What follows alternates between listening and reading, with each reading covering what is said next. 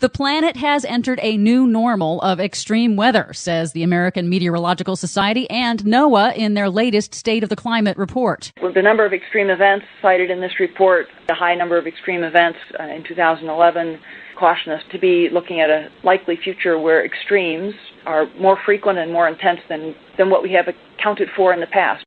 That was Jackie Richter-Menge, research civil engineer with the U.S. Army Corps of Engineers, on the record temperature changes in the Arctic. The State of the Climate report shows 2012 was a record year, one of the 10 warmest years on record globally.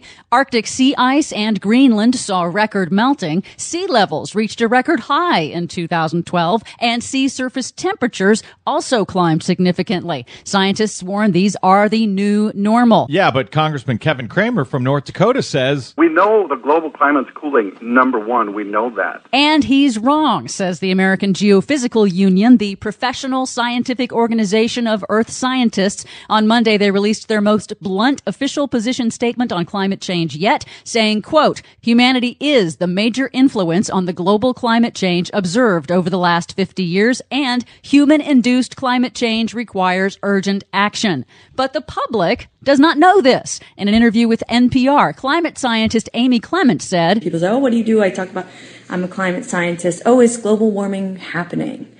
And I mean, that is so well established in the scientific literature. And somehow the public still has the perception that that is not well established. That somehow is actually conservative media. A new study attempting to find the source of public confusion over climate change pins the blame squarely on conservative media outlets misinforming the public about the fact, like, say, promoting paid climate deniers as objective sources rather than actual scientists. The study confirms previous findings showing that the more time people watch Fox News, the more wrong things they believe. Can I just say here that's not conservative media, that's right-wing fossil fuel-funded media. Nothing conservative about them, to be frank. That's true.